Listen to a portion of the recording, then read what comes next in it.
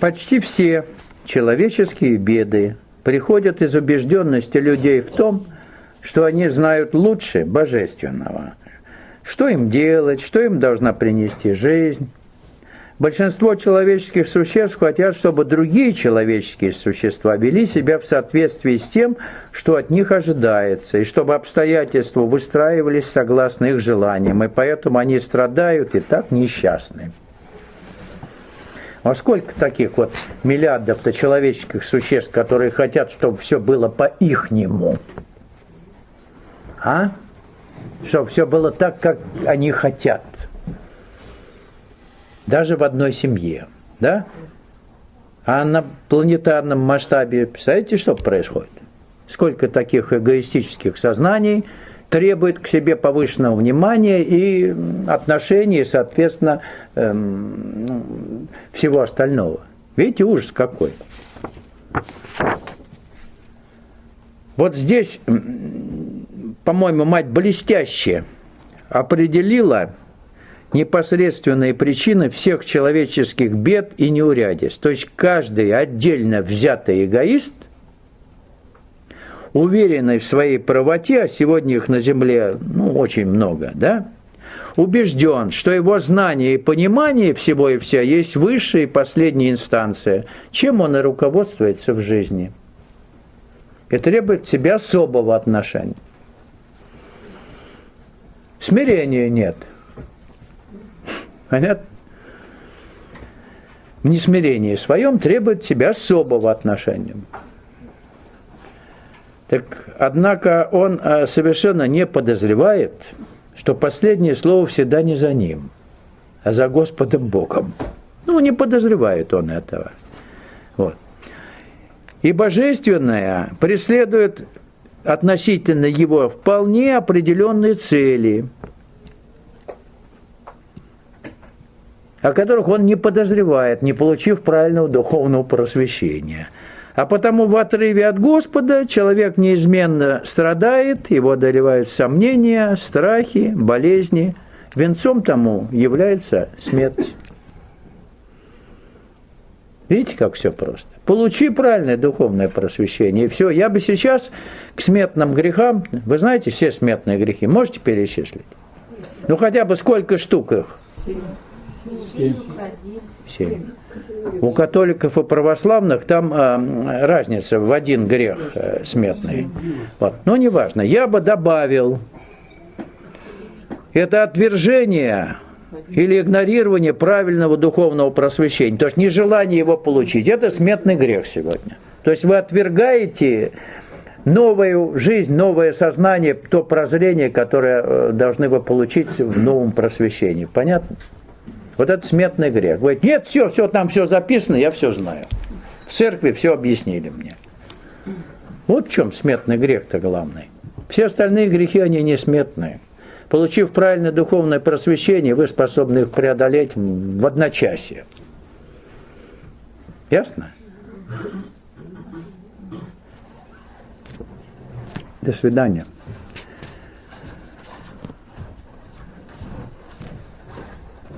Бог с ними. Пошли.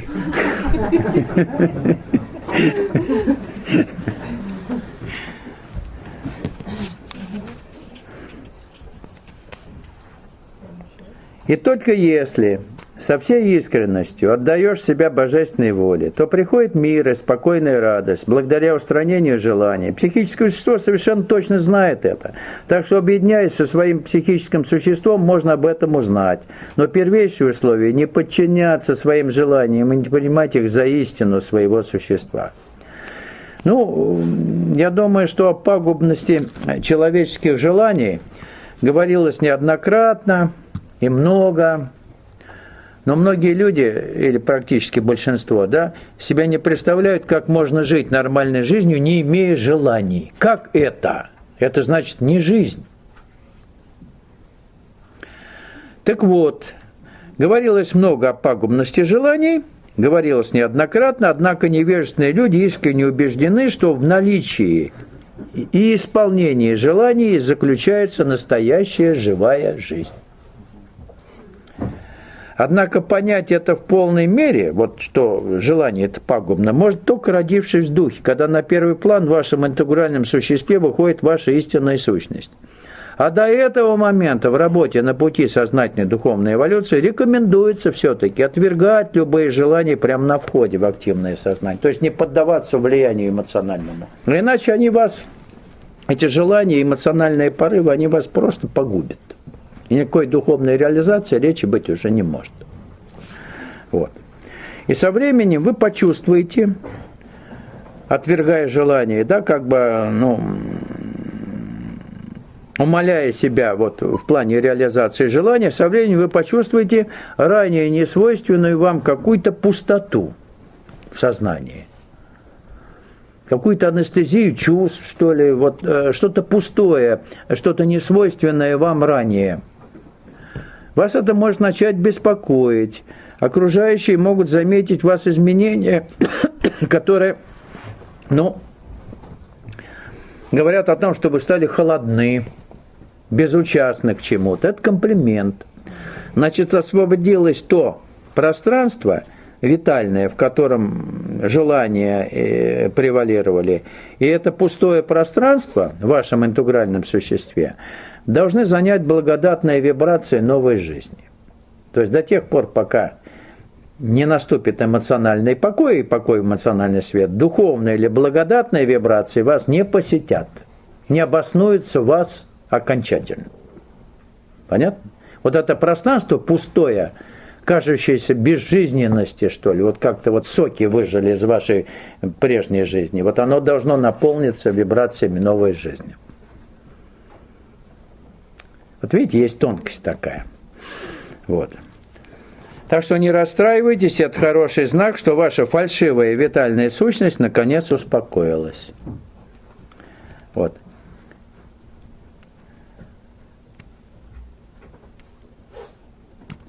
Еще о желаниях. Вот парадоксально звучит, но желая лучшего, а это по-человечески вполне оправданно, мы как бы желаем лучшего, мы неизбежно отдаляемся от Господа. А вот всегдашняя готовность в смирении принять с благодарностью самое худшее по человеческим меркам приближает вас к Господу.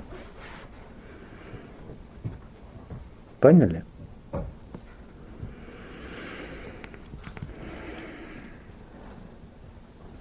Целью и основанием жизни является не страдание и борьба, а всемогущественная и светлая реализация, а все остальное – это просто болезненная иллюзия. Так вот, только через нескончаемые страдания лежит путь к Богу. То есть это опасная, болезненная иллюзия, которая внушена невежественным людям, прямым противникам Господа. То есть вы должны страдать безмерно, постоянно, и тогда получите награду на небесах. Так вот, упиваясь страданиями, упиваясь махровой достоевщиной, да, и надеясь за это получить награду у Бога, человек, сам того не подозревая, ведет бесовскую духовную жизнь. Чтобы превзойти трагизм человеческой жизни, необходимо правильное понимание истинной причины страдания. Да? И знание правильного способа их преодоления. Вот что должно быть положено в основу реализации подлинно божественной жизни. Истинная причина страданий – ваш эгоизм. Ваш эгоистический статус, который мешает проявиться божественному. Страдает только эго. Страдает, сомневается и боится наше эго. Душа не подвержена ни страданиям, ни сомнениям, ни страхам.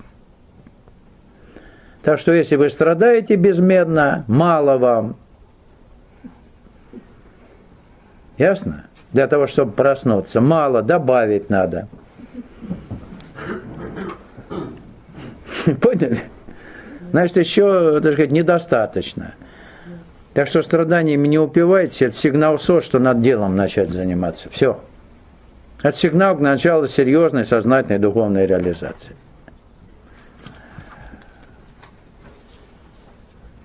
Простой невежественный крестьянин Индии в своем сердце находится ближе к божественному, чем интеллектуалы Европы.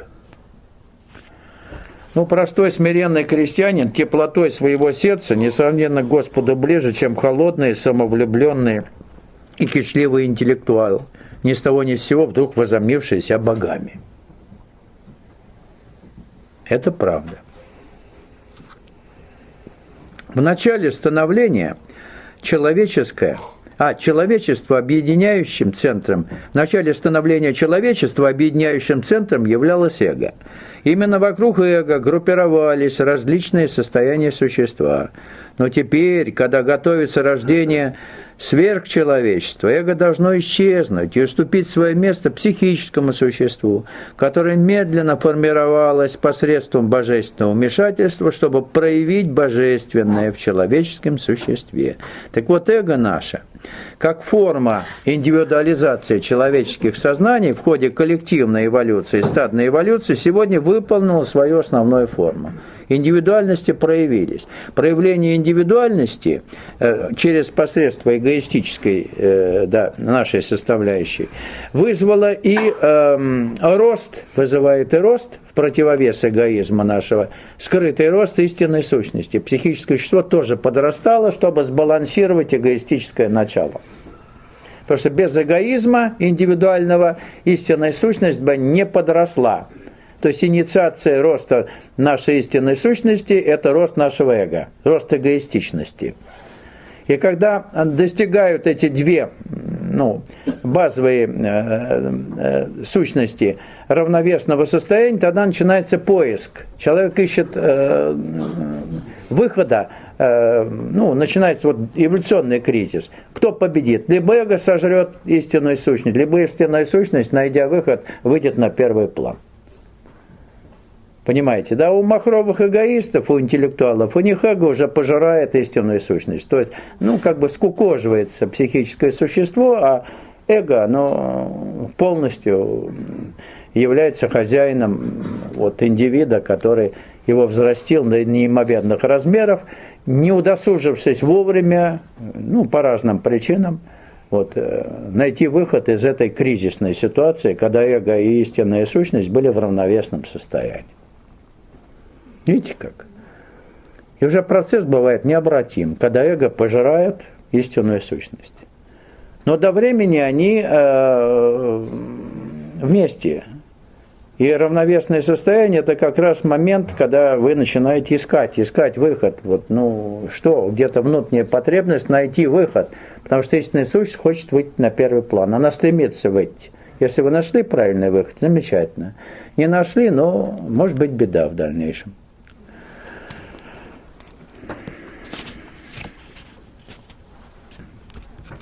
Первое, что надо усвоить на пути, то, что радость отдавать гораздо больше радости брать. Так вот, только на пути сознательного постижения Господа способна проявиться искренняя радость, свойственная только божественному. Вот только божественному свойственно безвозмездно отдавать, то есть радость дарить. Эго, оно всегда скуповато в этом плане. Понятно, да?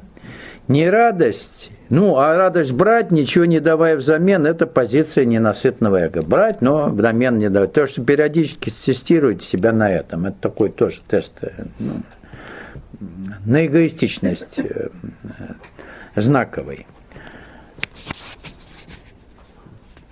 Я заметила, что люди неискренны просто из-за того, что одна часть существа говорит одно, а другая другое. Вот из-за чего и возникает неискренность. Тут опять Иваны, Петры в нас, кто-то искренен, кто-то не искренен, кто-то обещает, кто-то не выполняет, да? Так вот, человеческая неискренность кроется в отсутствии людей истинного начала. Если нет хозяина, то наши фальшивые ментальные, витальные существа всегда невольно лгут, потому что они фальшивые сами по сути. Они никогда не могут занять истинную позицию. Понятно, наверное, да? А так витальное существо может пообещать, а ментальное, подумав, не выполняет. Наоборот, может быть, в зависимости от ситуации. Я пообещал в эмоциях, а потом пораскинул мозгами и не выполняю. Жалко. Понятно? Вот так вот в нас. Это многомерность или многоликость нашего эго проявляется в подобных случаях во всей красе. Это актерство. Одна часть нашего интегрального существа что-то утаивает, а другая, напротив, что-то выставляет на показ. Да? Но не получается у людей быть искренними. И так будет до тех пор, пока в доме не появится хозяин в лице психического существа. И невольное, бессознательное лицемерие, люди лицемерные невольно, их нельзя в этом упрекать даже. Они не поймут, в чем вы их будете упрекать, это способ их жизни, способ существования. Вот. Это результат их внутренней нестабильности, а это и есть норма сегодня человеческого общежития. Сатпрем. Очень трудно постоянно оставаться в одном состоянии сознания, чтобы все время преобладало одно и то же сознание. Мать. Но это из-за того, что нет объединения вокруг психического существа. Нет хозяина. И действительно, состояние сознания стабилизируется, относительно стабилизируется после акта духовного рождения. Когда появляется хозяин, кто способен своей стабильной, то есть настроенной на божественную волну, внутренней энергетикой подавить активность ума и приструнить эмоции. Вот тогда появляется стабильность в нашем сознании. А до этого времени за порядком в доме, то есть в эмоциональной и ментальной сфере, следит наблюдающая часть ума. Вот мы стоим на путь сознательной эволюции, мы пытаемся заставить молчать ум, видим выходки нашей эмоциональной сущности, притормаживаем это, то есть наблюдающая часть ума занимается наведением порядка, подстройкой на божественную волну. Когда истинная сущность выходит на первый план, и мы настроены на божественную волну, уже не требуется наблюдатель, уже сама истинная сущность все ставит на свои места. Вот такая последовательность.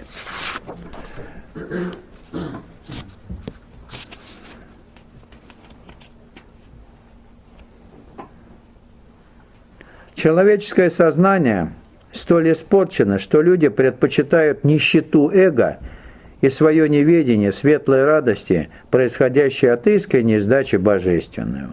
Их слепота столь велика, что они отказываются проводить опыты, предпочитают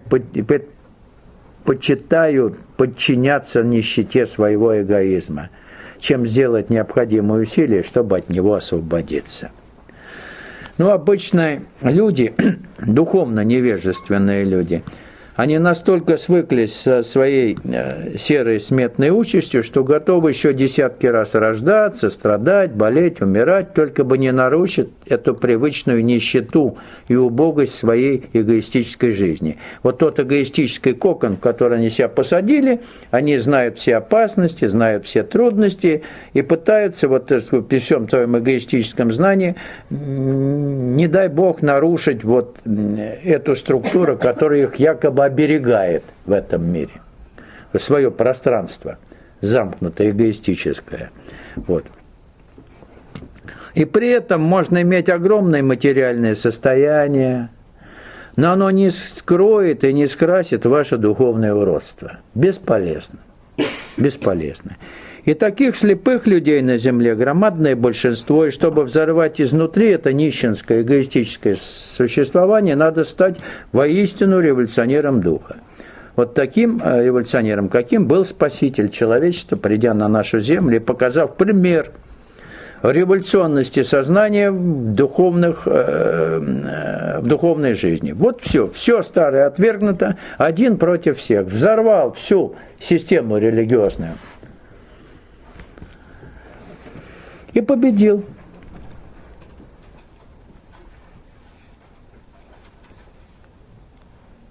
Через 50 лет люди, вся воспринимающая часть, не интеллектуальная, а восприимчивая, вся восприимчивая часть мира будет словно охвачена, не охвачена, а поглощена мощью мысли Шри Аурабинда. У тех, кто сейчас является таковым, есть преимущество быть первыми. Сегодня действительно как никогда ощутимо, 50 лет прошло, она говорила это в 1973 году, прибавьте 50 лет, сегодняшнее время, ощутимо действенная мощь откровений, которые дал миру в свое время Шри Аурабинда. В том, что сегодня делать с теми, кто творчески работает на пути сознательной духовной революции, лежит огромная заслуга всех великих учителей прошлого и современности, включая Шри Аурабинда, как одного из них. Не только он. Не только он готовил.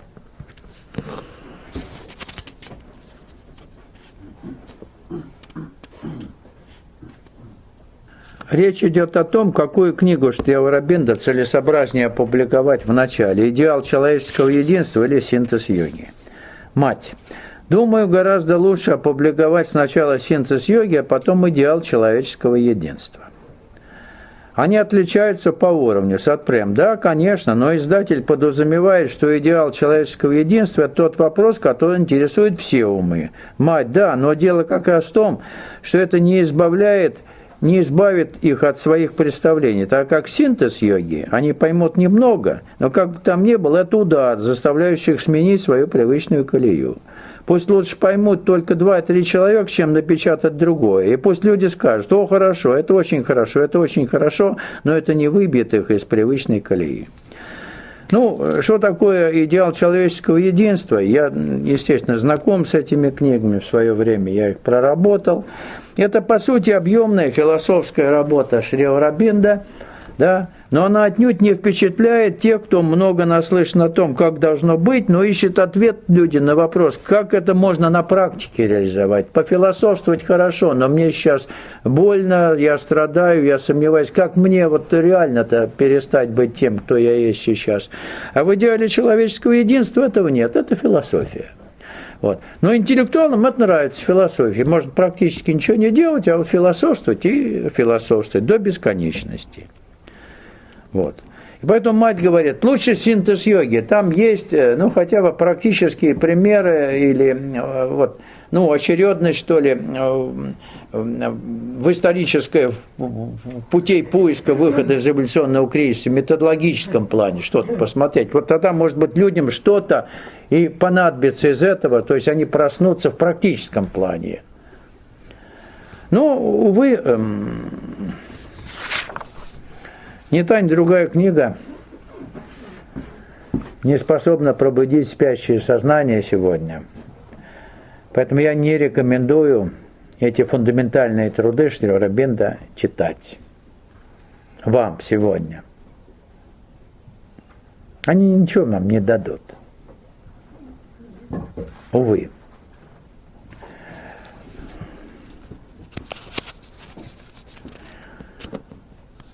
Мать Сатпрема, никакой предрасположенности говорить, если только ты не задаешь вопрос. Ну, в новом состоянии сознания действительно совсем не хочется говорить. Ибо говорить-то ни о чем. Вот я вообще говорю ни о чем. Я все время повторяю одно и то же. Много этого одного и то же, но я перепеваю все одно и то же. Говорить, в принципе, ни о чем. Вот я говорю одно и то же, одно и то же, одно и то же. Вот я в свое время, у меня, правда, много бесед, да, там разные варианты есть, много. Но я в свое время, когда попробовал преподавательскую работу на кафедре судебной медицины, я понял, что ну, я же не могу говорить одно и то же студентам. Ну не могу одно и то же. Все вот настолько навязло в зубах, вот все это знаю. Ну что я буду говорить одно и то же? С умным видом на кафедру, там, буду рассказывать, молодые студентки будут охать, пока я молодой еще, вот там, понимаете, просить там зачеты, экзамены, ну это все, ну это вообще вредная работа, и я решил, ну ее нафиг, пойду вот туда, куда вдруг внезапно меня зовут, вот организовывать расследование авиационных происшествий по человеческому фактору, вот на пустом месте, вот я туда пошел, ринулся, а на кафедре, вот там доцент, потом профессор, и вообще, представляете, вот ходил бы надутый такой. Решил, что не надо, и правильно. Вот потом пришлось, вот спустя много лет опять говорить об одном и том же, об одном и том же. Правда, на другом уровне, может, более полезном, чем о судебной медицине. Но все равно говорить. Видишь, вот не хотел говорить, вот вернули. В преподавательской работе. Ну ладно, ничего, сколько надо. Пока на велосипеде езжу, то буду и говорить. Буду и говорить.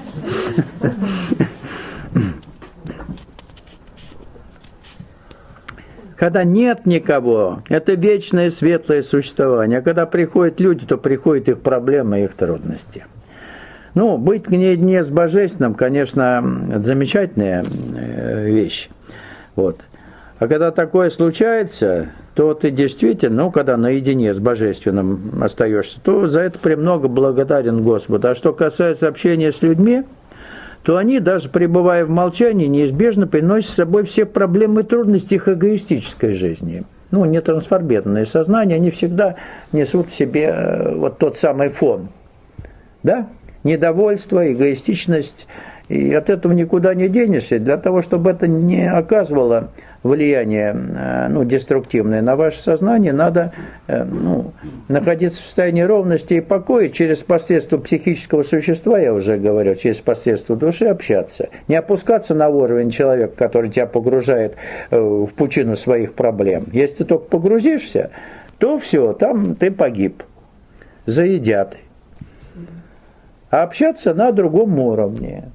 Не погружаясь на тот, не опускаясь на тот уровень, откуда исходят эти проблемы. Понятно? Этому надо не то что учиться, это постепенно просто становится нормой. Истинная сущность уже не позволяет тебе на этот уровень соскальзывать. Но это со временем. Но она еще, видите, вовлекается в эти процессы и говорит, что трудности возникают.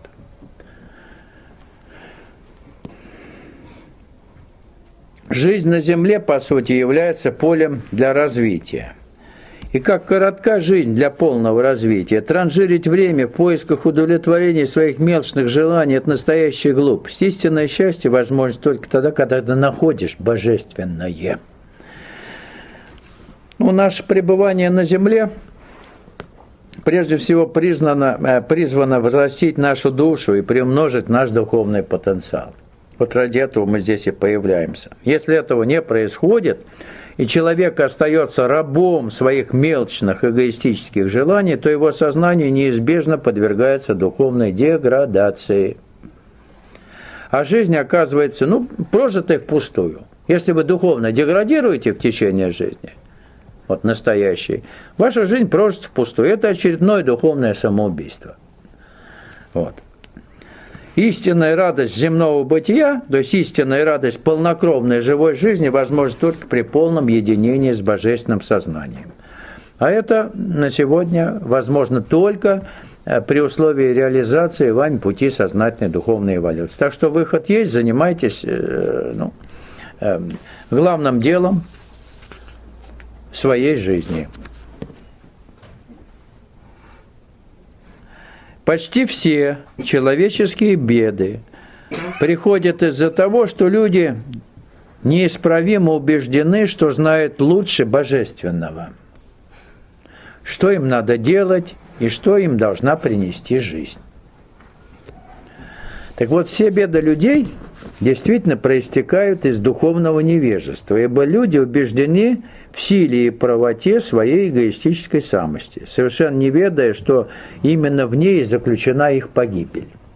В нашем эгоизме, ведущем нас по жизни, который знает все и вся, как надо делать, и для чего мы сюда пришли, чем надо заниматься, вот заключена наша погибель. Абсолютное непонимание истинного смысла собственного существования приводит к ложному, а порой извращенному взгляду на жизнь и на то, какой она должна быть. И невежественному человеку бывает очень сложно выйти за пределы той пагубной модели жизни, которую выстраивает его эго. Есть какая-то модель у нашего эго, модель жизни, приоритеты. И вот люди упорно стоят на этом. Это приводит, к погибели души прежде всего.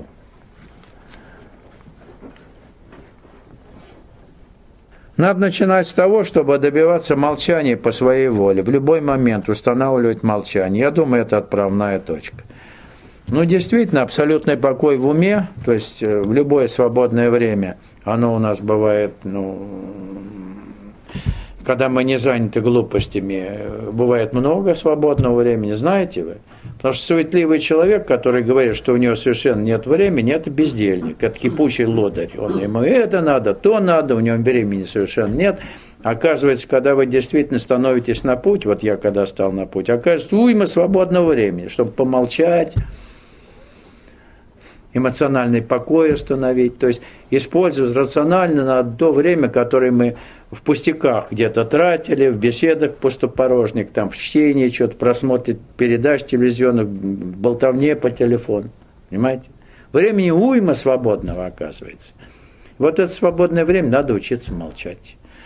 Вот эта методическая, так сказать, работа, использование метода для установления стойкого контакта с нисходящей силой, она должна на первых порах занимать все ваше свободное время. И когда поток установится, когда есть уже сила, стойкий контакт с ней, то тогда это убираем.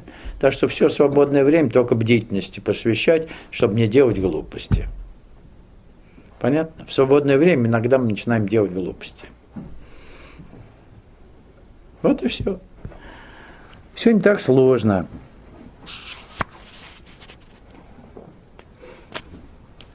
Сейчас мой ум утратил привычку бегать все время. Эту привычку он должен потерять. Это спонтанность, за исключением тех моментов, когда со мной начинают говорить, или что-то приходит и выводит меня из этого состояния. И вот она все время повторяет сейчас. Совершенно полное ощущение ребенка, укутанного на руках божественного. Это необычайно. Пока есть ощущение личности, которая хочет, которая делает, все это бесполезно. Это стало ужасным. В Ауравиле умер еще один ребенок, малыш, 1,5 лет. Потому что его родители не занимали верную позицию. Он умер совсем недавно. И это становится совсем ужасным. Это как давление, ужасающее давление к желаемому развитию. Я чувствую это на себе, в своем теле. Так вот, она в своем новом состоянии, пребывая в этом самом гадюшнике, в Ауравиле, ей очень сложно, очень трудно. То есть она как светильник духа, обстановка там действительно достаточно напряженная, в смысле эволюционного напряжения. Она как светильник, сила давит еще, сила притягивается ею она ретранслируется по горизонтали же, там обстановка достаточно серьезная, в смысле напряженности энергетической. Вот. И она очень болезненно чувствует несовершенство окружающего мира, то есть вопиющее духовное невежество людей, которые пребывают в Ауравиле или в ашраме. То есть невежество, по причине которого происходят многие неприятности, и в том числе и с маленькими детьми, как она говорит, родители которых не занимают требуемую духовную позицию, правильную духовную позицию. Если у бездуховных родителей имеется лишь тенденция к какой-либо патологии у родителей, то у детей способно проявиться конкретное заболевание. То есть сегодняшние дети должны непременно находиться под духовной защитой своих родителей, бабушек или дедушек, там, педагогов, с которыми они общаются, да? То есть иметь вибрационный на клеточном уровне контакт с ними. В противном случае детей сегодняшних ждут многие неприятности. Нет защиты.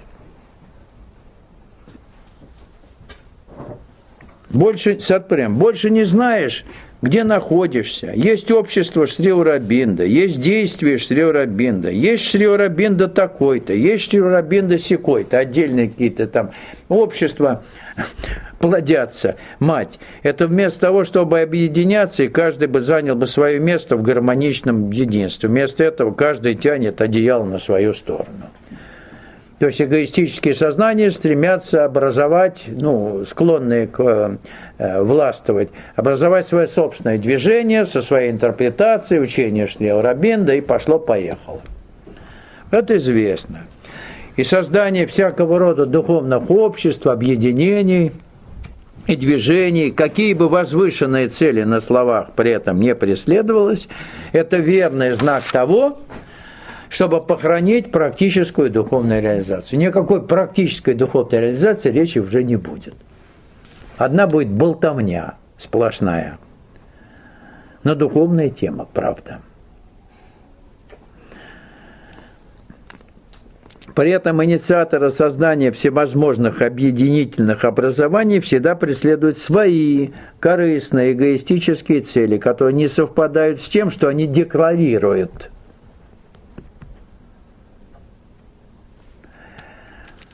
Так вот, для реализации пути сознательной духовной эволюции любое кучкование прямо противопоказано, ибо следование по означенному пути – это, прежде всего, индивидуальная творческая работа искателя истины, основанная на современном правильном духовном просвещении. Все. Вы индивидуально работаете. Не нужно никаких объединений. никаких товарищей или сотоварищей, идущим с вами об руку. Это как как-то ко мне подошел один мужчина и говорит: Александр Васильевич, не могли бы вы мне подобрать спутницу жизни, чтобы она вот по пути со мной шла, мне подходящую? Я так поглядел, не дай бог, тебе подходящую. Я, говорит, один не могу, мне бы вот хотелось. Ну, как бы прескурант, эту, ту, вот ты подойдешь, вот я могу тебе показать. Вот он думает, что я сейчас вот подбирать вот буду, и ему подберу. А то, говорит, как-то скучновато. То есть ему скучновато одному шагать по просторам. Помните, вот с песней, как пионерская песня. Вот. Так что ему вот надо подобрать кого-то. Вот. Я говорю: а ты женат? Да, был, говорит, 2 или 3 раза. Сам не помнит. 2 или 3 раза. Вот.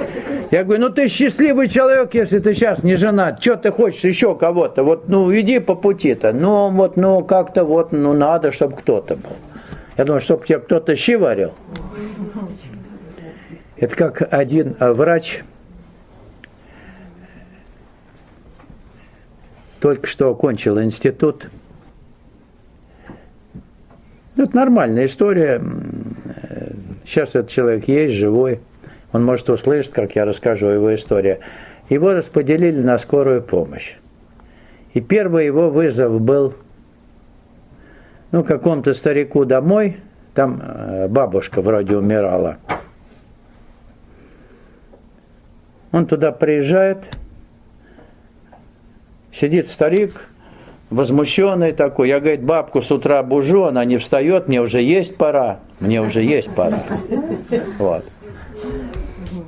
Он подходит, врач пощупал пульс, она уже умерла. Он говорит: она умерла. Черт возьми, кто теперь жрать будет готовить? Все. Это вот был первый вызов. Он, ты представляешь, кто теперь будет жрать готовить? Она умерла. Но это он рассказывает, он придумать не может. Вот такая была история. Представляешь, не то, что она умерла, кто ему жрать готовить теперь будет. Я, говорит, с утра ее бужу, она спит. Она уж холодная. Знаете, вот с утра. Вот была такая история. Так что вот вы видите, вот спутница нужна, чтобы по пути идти, вот, понимаете, чтобы жрать готовить там или еще что-то.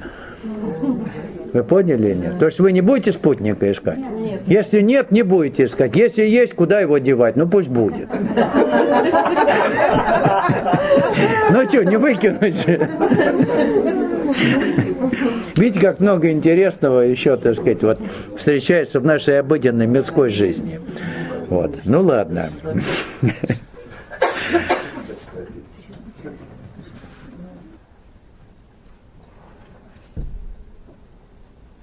Мы проповедуем, говорит мать, единство, говорим, что человечество должно быть единым, что все наши условия должны быть направлены на общий прогресс, к приходу супраментала. Но каждый тянет, как может, все в свою сторону. Поэтому мне хотелось сказать вам, ну, те, кто организует это движение объединений, поступайте согласно тому, что говорите сами, или вы перестанете существовать. Так вот, ну, сами единство в себе реализовывайте, а так, говорит, ну, перестаньте просто существовать. Вообще говорить о каком-то возможном духовном единстве в земном человечестве, исходя из динамики исторического процесса в целом, утопично. Напротив, должна быть поляризация. Будет единство, то есть усреднение сознания, система станет однополюсной, однополюсная система не может развиваться, она схлопнется. Поэтому радуйтесь, когда есть неединство, когда есть разделенность, когда есть поляризация, потому что так замыслено Господом, задумано так. Понятно? Не будет духовного единства, не будет. И это хорошо. Представляете, все духовные, все в платочках, все вот одинаковенькие, вот, там вот, все, супер православные, или не знаю, такие, это стошнит тогда. А? Представляете? Вот я себе даже не могу представить. Слова не скажи, пошутить нельзя. Если пошутишь, все должны хохотать. Или осуждать тебя, если не так пошутишь. То все усреднение сознания, это вообще ужасно, понимаете? И духовное единство. Не дай Бог, чтобы было духовное единство. А что, хотите духовное единство?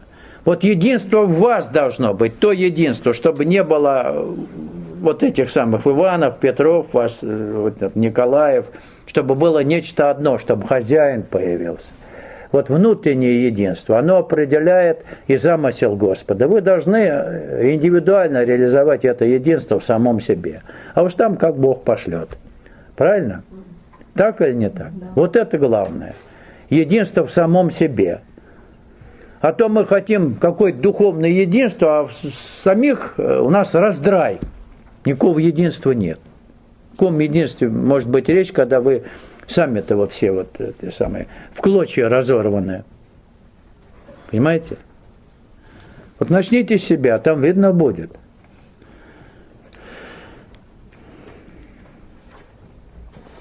Я могу видеть, я действительно видела, что если я уйду, то у меня здесь никого не будет. Это будет нашим разрушением. Так вот, мать предвидела духовный конец своего начинания, в частности, Ауравиля. Духовный конец. Он существовать будет, как экономическое предприятие. Но духовный конец предопределен. С ее уходом уж точно совершенно. Максимум, чего могут добиться люди, пребывающие в подобном духовном оазисе, это поиметь стоячий нирванический взгляд от восходящих медитаций. Знаете, стоячий взгляд вот такой. Видели? Вот есть люди со стоячими глазами, которые медитируют кверху. Это максимум. И холодные, отстраненные от внешнего мира, лишенные сердечного тепла и сострадания эго, при этом говорящие, правда, правильные духовные слова. Вот максимум, что может выдать вот такая духовная организация. Понятно? Так что давайте трудиться, работать на уверенном нам Господом пути. Все, хватит, я устал.